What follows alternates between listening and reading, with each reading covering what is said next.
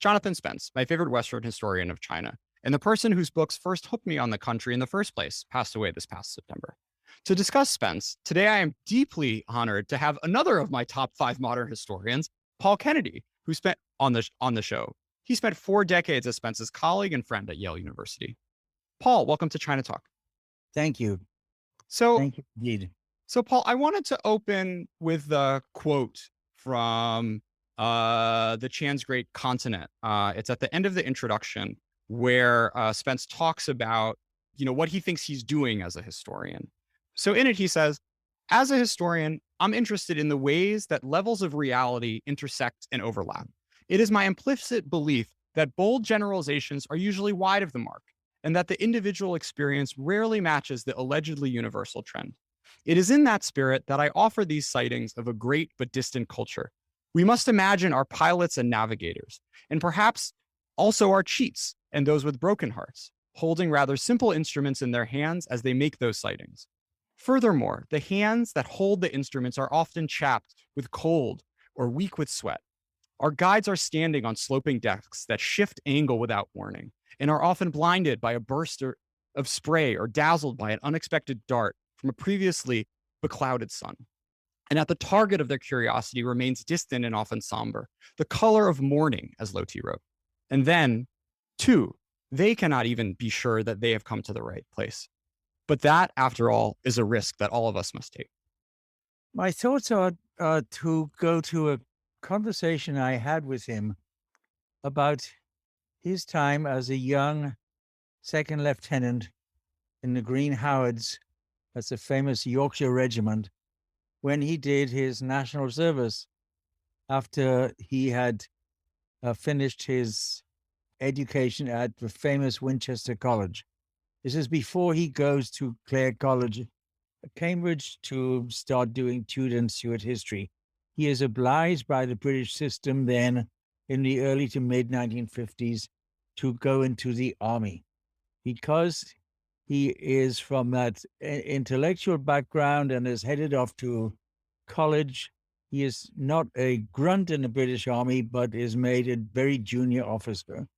He was in Germany for most of the time during the intense parts of the Cold War. And I asked him what were the most scary episodes in his time as a young British officer, thinking it would be something to do with, manning the borders with Russian troops on the other side. His reply was very firm. He said there was nothing so frightening as having to go out every Saturday evening with 6 very large military policemen to downtown Bielefeld to separate out the Yorkshire troops from the Lancashire troops as they spilled out of the pubs and bars and Kneipe, and to get things really sorted out, and then to go around the next day as still a responsible junior officer to talk to the outraged German inhabitants about the damage which had been done to their front gardens or to their shop windows or something like that by the drunken British troops. This was the reality on the ground. So I always thought that Jonathan was there in this critical part of the Cold War, holding the border, as it were, but what he saw were human beings and their vicissitudes and their anxieties and their real life. And I think this meant that when he went on to study as a undergraduate student at Cambridge and then as a graduate student at Yale, he never lost sight of the fact that there was a really interesting lower life human dimension to the great sweep of history. Now, there'd be nothing in the many, many books on the Cold War between the East and the West, which will talk about what happened to the British troops on Saturday nights. But that was there in the real world. And I think it gave him an ambition to try to write at least some of his books of history, which would be history from below history from real atmospheric, and I stress atmospheric circumstance. Let's stay on that kind of his mastery of atmosphere and the kind of novelistic way in which he approached a lot of his subject. How is he able to pull this off? Why don't more people do it? Does everyone who has this gene in them just go off and write fiction? Um, and what about history? Kept Spence in that mold as opposed to just going off and writing stories. What a really interesting question. And I'd love to stay with it for a little while, as you say. Bear in mind that this is also somebody who can write the big books. He can write the rise of modern China. He can write a brief biography of Mao. He can do big history. There's no doubt about that. But he can also do miraculously, I think, he can also do small atmospheric history and get it right. And you use the word novel or novelistic, and in some ways it's quite right because when you look at those small scale, small persons, anecdotal, atmospheric histories of his, like Matteo Ricci or The Question of Who, they do read magnificently like a Patrick O'Brien novel. Yeah. And yet, uh, every one of the paragraphs and sentences in this Patrick O'Brien type history has a deep archival base. So I guess one of my favorites, and many people will have a could have a lovely late evening over a few beers or schnapps conversation and almost disagreement about what is your favorite Jonathan Spence book, because you could get six really good replies or nine good replies out of it, and every one of them would be really easy to defend, easy to advance. So I'm going to go for the question of who. Okay. And I'm going to start not just there, but with the book he did previously to this one, which was The Memory Palace of Matteo Ricci. So this wonderful story, as listeners and readers know, of the Jesuit who goes to China. Uh, Jonathan did an extraordinary amount of archival research and, if necessary, oral interview research to get his books right. Yeah, I can remember one time in the mid 1980s where he had come back from a long number of days at a Jesuit mission retirement home, I think, in San Mateo. And while he was there, he was talking with these very elderly but enormously scholarly Jesuits who themselves had perhaps been to China and lived in China for many years in the 1930s and 1940s before they were kicked out or before their superior brought them home. And they knew all of the story of Matteo Ricci and could supply Jonathan with an enormous amount of atmospheric details about what it must have been like. So he was chatting over dinner about his admiration for their scholarship. And as I was listening to him, of course, I was reinforced in my admiration for his scholarship.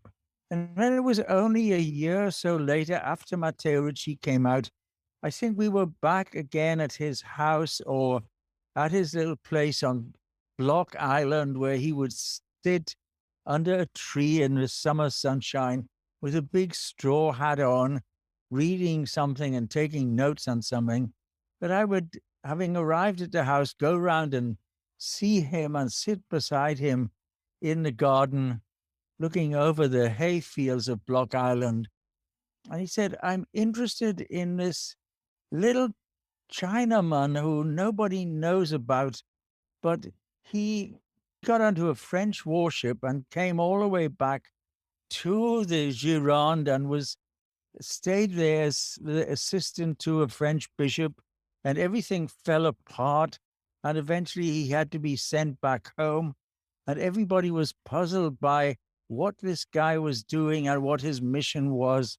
And I think I'm going to call the book uh, The Question of Who.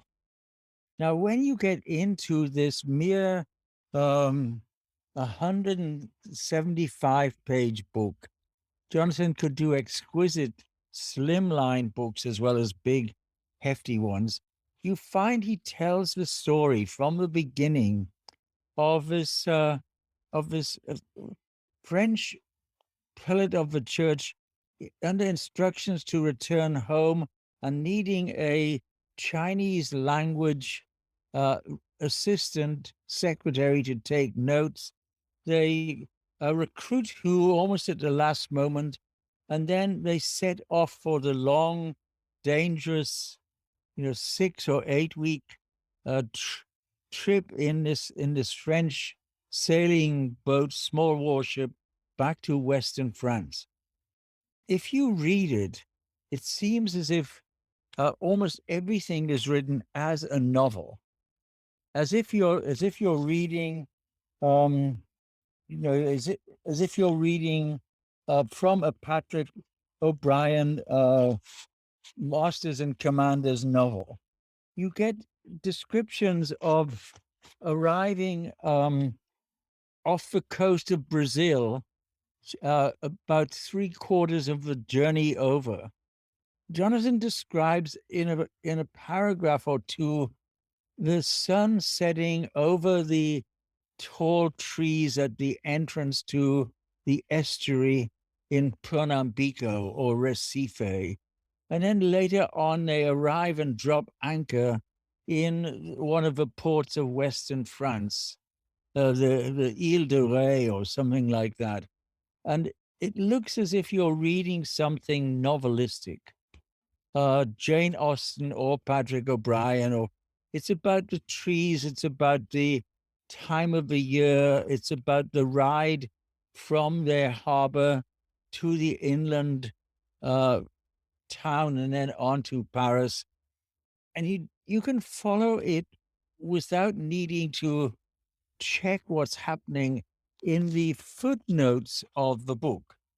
But if you go to the notes on the ocean voyage, the notes on the ride from Nantes, the notes about here is on page 150, references to what he writes about on page 17 of the book. On the roads and countrysides, get this, he says, partly the author's observation. In other words, Jonathan has gone to France and has taken that journey along the small, route, not even a route nationale, inwards, but also the 18th century Cassini map, sheet number 6. He has found the map of the 18th century Gironde in the Archives Nationales and is able to describe the territory, the topography, which he weaves into a story of the bringing of this eccentric Chinese person who along the road to be interrogated by the bishop. When the bishop interrogates Hu with the use of a Chinese interpreter and one of the Jesuits, you get the full record of this in the French police files because they have escorted them in order that brigands don't get at them. And Jonathan makes a note about the incidents of brigandry in that part of France in the 1740s. And then you get the report of the interview of Hu. And where do you find that report? You find it in the Vatican archives, in the Jesuit superior's files.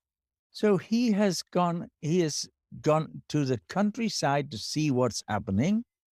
He has gone to the local provincial and then police records. He's worked in the Archives Nationales. by the way, staying in a small apartment that Professor John Merriman had in the Marais in Paris, where Jonathan could get a sense of, narrow streets and Parisian life still there in the 1980s. And then he gets the Vatican records to complement everything. How was it? I asked him once. How did he's picked up the Chinese when he comes to Yale, and he falls totally for Arthur and Mary Wright, and he becomes a China historian rather than a Tudor Stuart historian, which he had been under Geoffrey Elton at Clare College. How is it that he has the European languages? How is it that he has a pretty effortless French? Well, his mother is a French teacher, and his mother sends him as a young boy at Winchester College to different parts of Europe to stay with a family to learn the language there. So he's got this Italian. I think he has German and Spanish as well. His Chinese is so incredibly good. So he picks up the story of who from Chinese sources originally. That's what pricks his curiosity. Then he goes to France and he goes to the Vatican and he puts it all together.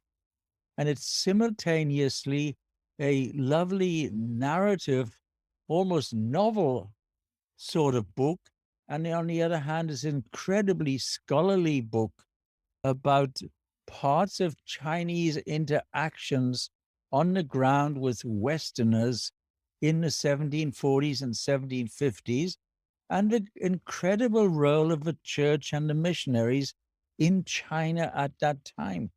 It's hard to imagine anybody else being able to do anything as good as that, but he gives this example that scholarship and history can be at so many levels. Telling the story of the research for that book, it reminds me of another of my top 5 modern historians, Robert Caro. When he's going out into West Texas and sort of sleeping under the stars trying to get in LBJ's head. But I think, what ranks Spence above Caro in my book is the sort of care and concern that and the attention that goes not just to sort of power and the nature of what drives countries, but also this deeply, deeply human concern for these people who, do not quote unquote matter in the grand scheme of history unless you are a real humanist at heart, and are able to find the sort of power and meaning out of these really small characters on the global stage. I never had the chance to ask him what particular courses that he took at Cambridge really influenced his methodology and approach to history. But he was at those UK universities and also probably taught at Winchester by history teachers who knew what was going on. He was there when the very significant historiographical revolution occurred in the history from below approach to the subject of studying and understanding the past. This had originally come from the French Annales school, which Jonathan would be familiar with. It had come from Braudel's attempt to look at the Mediterranean world in the age of Philip II, and it was a Mediterranean world which was deeply about the world at the bottom of a historical pile. But he was also probably influenced by E.P. Thompson and Hobson and Roudet and a whole bunch of more radical British historians of social history at the bottom.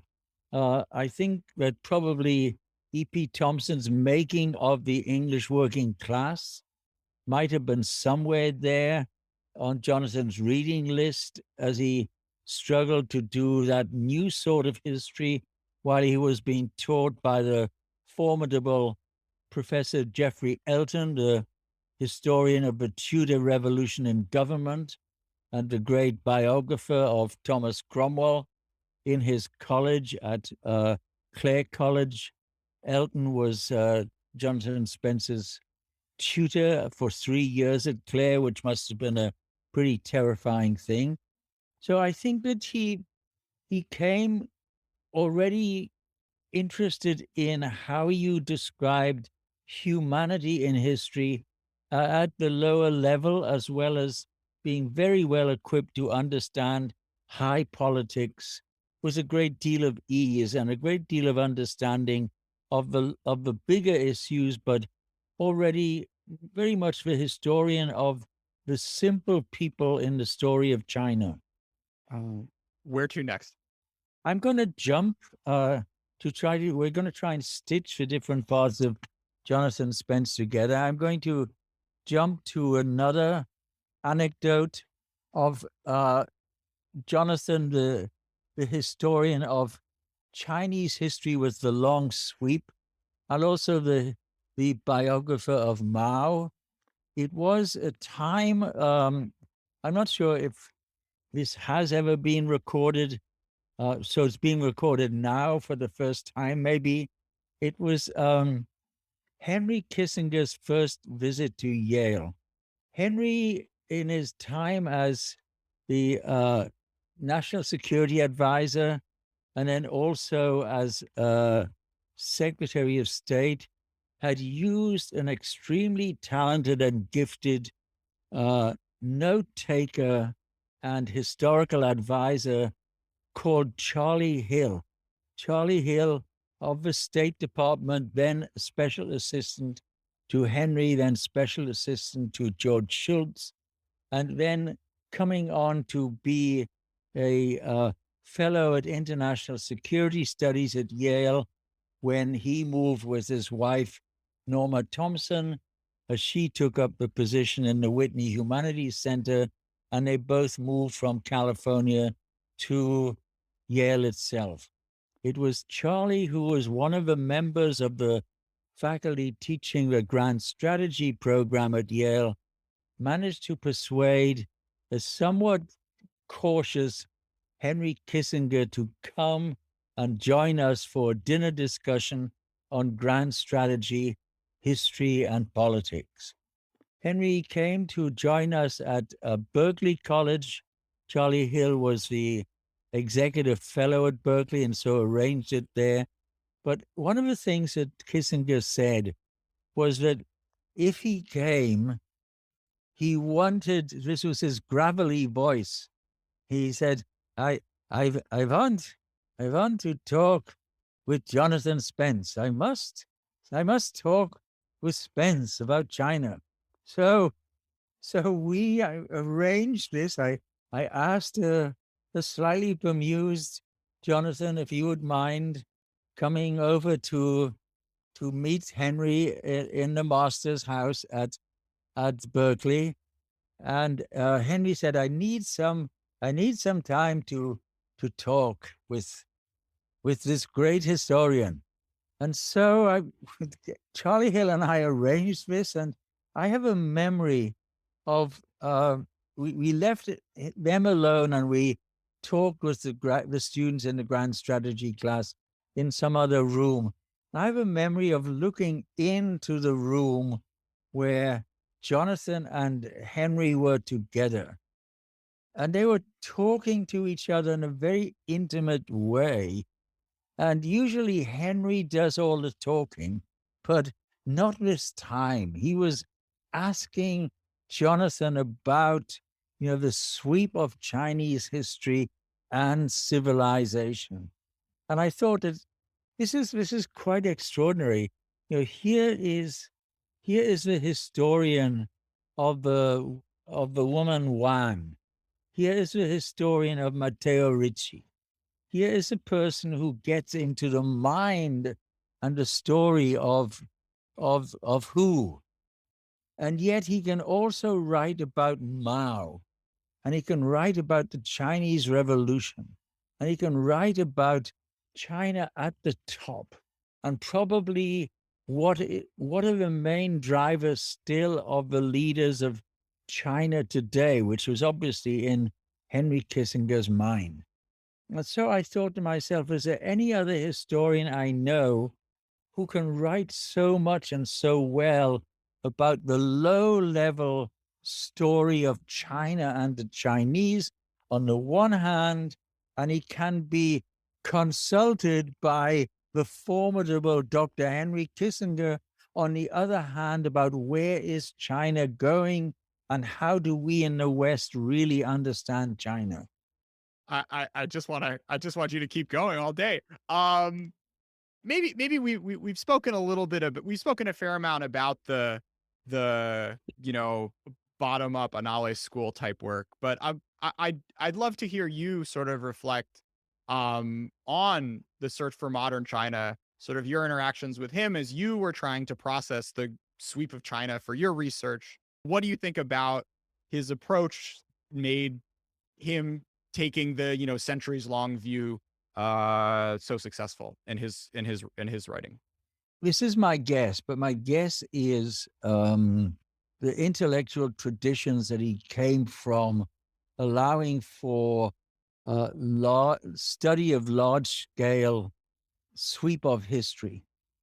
He went to Winchester College, which is by renown the most intellectual of the English, I say English rather than British, public schools.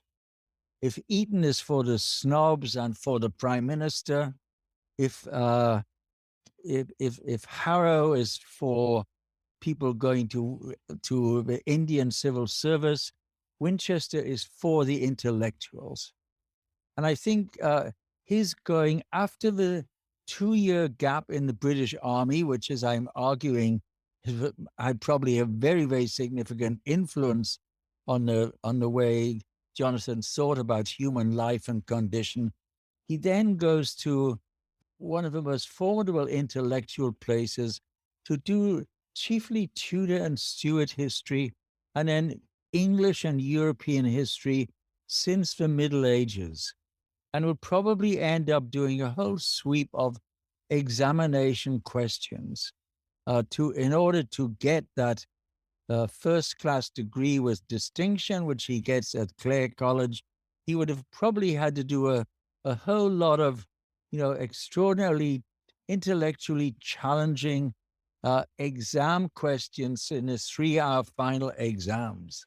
Those tricky English type questions, which it would be, was the First World War caused by long term or short term factors?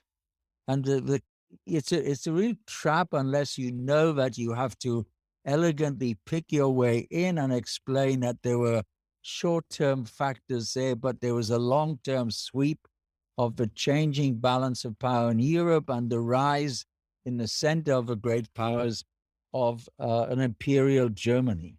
So he could do that like a dream.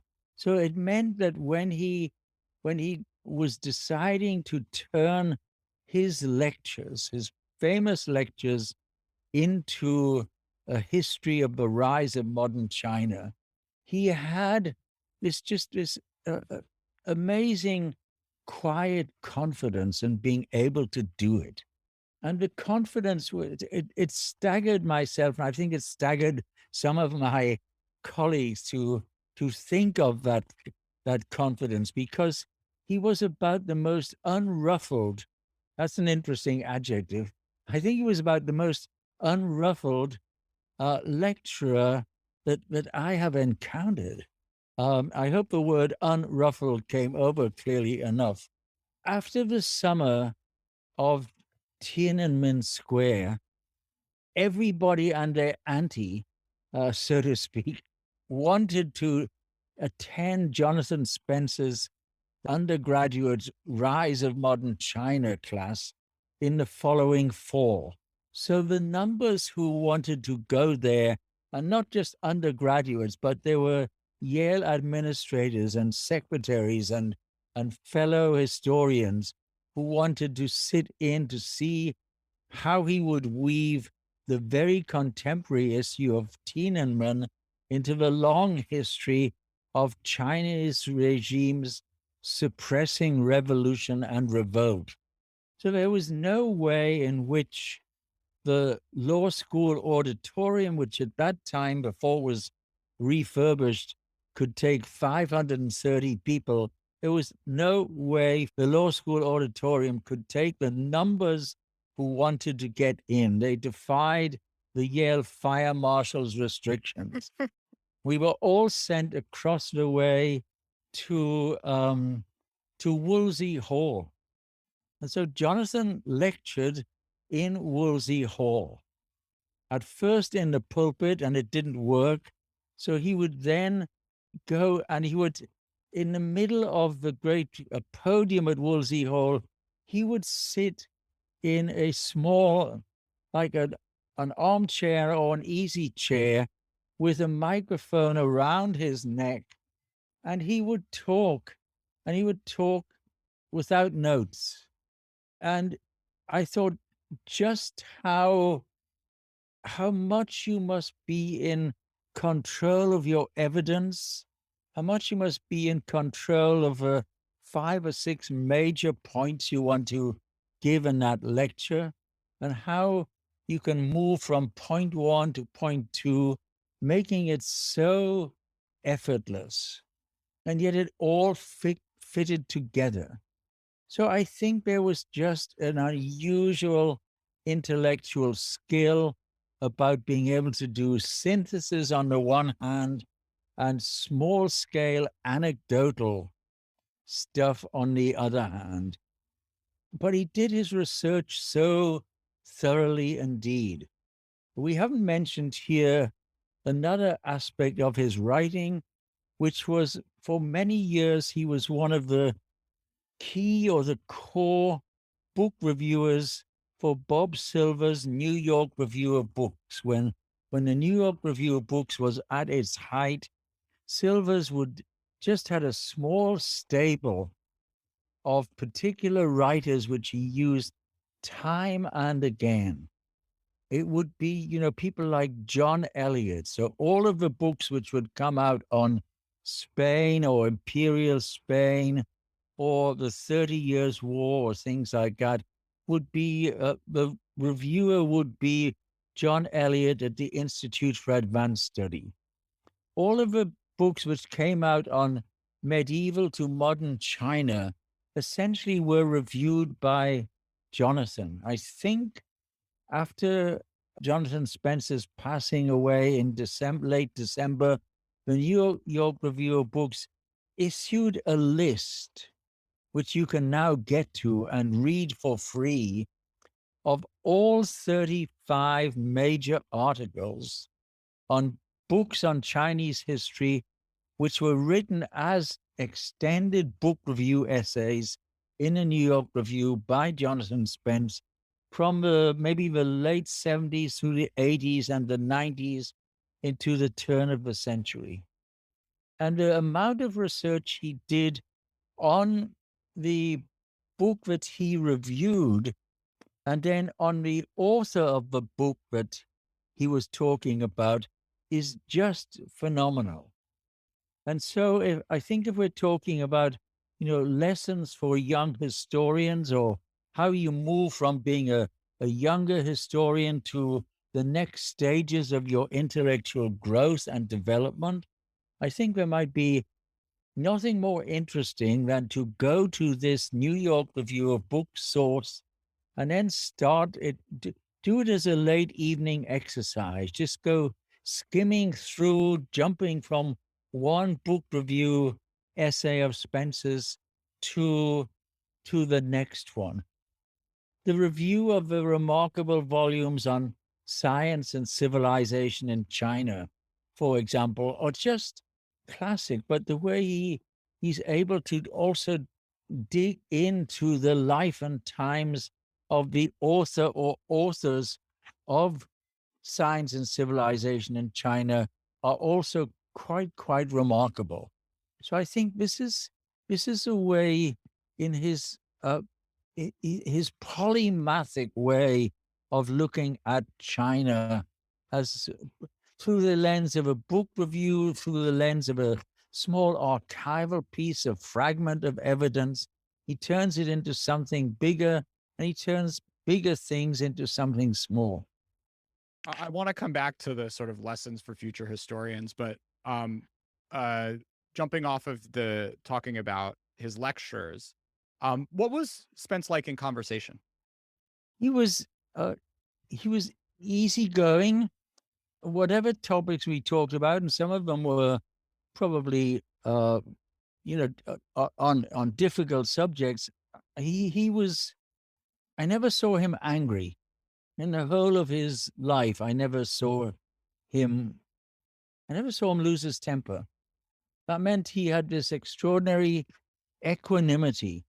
I mean, there's some people I would say who didn't, who wouldn't suffer fools gladly, but Jonathan would be able to understand the vagaries and the weaknesses of people without getting so annoyed at them.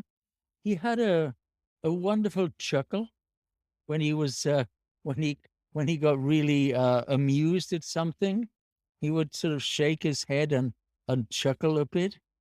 He was not a leader in the discourse of the senior historians when we met to do really important discussions on tenure or appointments, but he would come in thoughtfully in making observations about the candidate's qualities.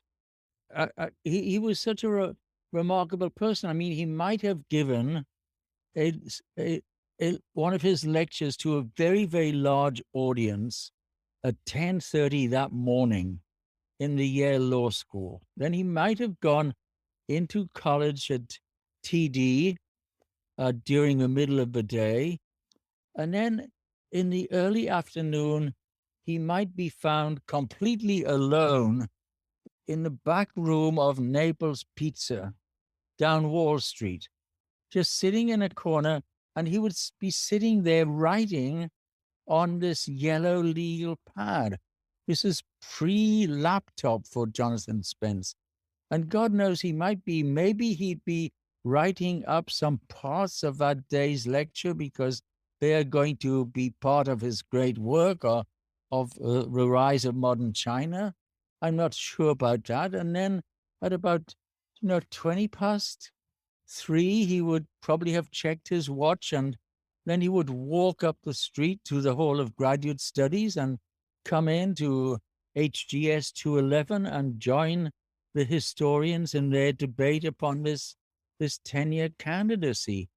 And then probably he would just, quietly go home to his to check with his sons, Colin and Ian, as to how things were going on at Hopkins School or wherever. And he would have this easygoing, multi-dimensional aspect to him, which was really rare among the many, many outstanding colleagues which were in that department at the time. Other advice to people who want to write like him one day, cultivating the mindset, the approach. I think he was a very firm believer in setting the scene, letting your reader know a little bit of the background, um, making sure that in the first initial paragraph of what you are writing, you are talking a bit about background of the character you're looking at. You may be setting the chronological scene a little bit more than you would, so you're not. It's very common for graduate students, especially if you've come out of the archives and you've been working for a year or two in this particular narrow field, to assume everybody else is familiar with what you're now going to describe. And I think Jonathan gave the reader a chance. And I think giving the reader a chance, even if you're drafting it as, chapter 4 of your dissertation, to try to do some connectivity with some of the rest of the dissertation and to put some descriptive parts in there, not over embellishing it in a purple prose way, but just to make it easier on the reader's understanding of what's going on. he would approve of that. I feel like I should save my sort of rise and fall of great powers, China, World War II questions, maybe for another time. But um, if there are other aspects to Spence you'd like to hit on today. Oh, one more anecdote, just to keep you amused. I talked about Henry Kissinger being just just almost stunned by Jonathan's erudition on China and wanting to talk more and more. There was one other visitation to Yale of people who sort of realized the value and attractiveness of Jonathan's great knowledge of China. And this was a visit by some senior vice president of British Petroleum, a very talented chief assistant to John Brown, who was at that stage the CEO of British Petroleum, called Nick Butler, a very bright person who had also done excellent BA at Cambridge, I think at Clare College. Nick came to talk with myself and John Gaddis about whether from time to time the professors in grant strategy and other professors at Yale might talk a little about current politics. Yeah, Nick Butler knew that we had experts on Gorbachev, on the Soviet Union, on China, on Middle East politics, on rise and fall of great powers. And he thought it was important for the senior business decision makers at British Petroleum to know something about the scholarly way of looking at the world and the importance of history, which was this was Nick's because of his history degree, his but his now work for BP, the importance of history to international business as well as to international decision makers. We were in a edge of a long lunchtime talk with the BP senior vice president and other vice presidents, talking about all sorts of general things. And then the senior vice president let out that they wished they could have better connections in China and be better able to acquaint with the Chinese officials in one of the central provinces in China in which British Petroleum, for its own secular reasons, had a strong interest. Now, in the group of historians we had invited to talk with the British Petroleum executives was none other than Professor Jonathan Spence. When we quizzed the British Petroleum people why they were so interested in establishing links with the decision makers and the people who made things go in this large province of central China, they confessed that they were in this rivalry with two large French oil development and petroleum companies. I think it might have been Conaco or whatever the French company was, to get the contract for the distribution of oil supplies and oil products right across central China. This would be a huge boost for them if they got the supply contract for central China. But they were not able to find anybody on the Chinese side who would pay much attention to British Petroleum. What on earth could they do to get an advantage here in their competition with their French rivals? There was a silence, and then a voice came across the table, and it was Jonathan Spence. Kind in his the way he did it, he tended to scratch his beard a little on the left-hand side of the face, and he said, "Oh well, you might offer to help the archaeological digs to the original Chinese emperors." And there was a bewildered silence, both by myself and Jonathan Spence and even Charlie Hill on our side of the table, and total silence among the British Petroleum executives. And then the senior vice president said, "What do you mean, the archaeological dig?" And then Jonathan, again scratching his chin, he said, "Well, they've run out of money. They were this Chinese archaeological. This is a Beijing centered the National Archaeological Dig, but they were short of money, and this area in central China was where the ancient graves of some of the key Chinese emperors of the most ancient times are still there, and they haven't been carefully excavated. They're trying to do it one Chinese emperor's grave at a time, but it's a multi-year project, but they're unable to do their work at the moment, and this joint China and UNESCO project is kind of fading away. And so the big honcho from British Petroleum has said, well, what could we do?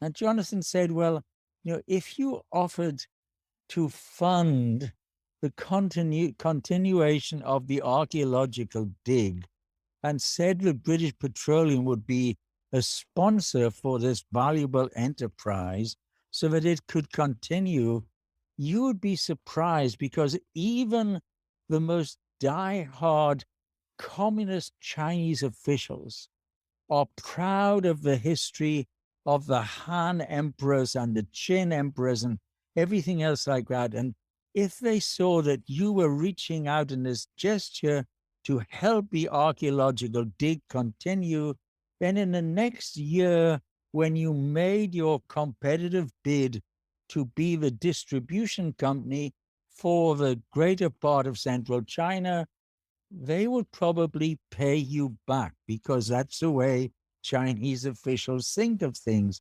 But you make the first step forward. And so once again, there was total silence in the room.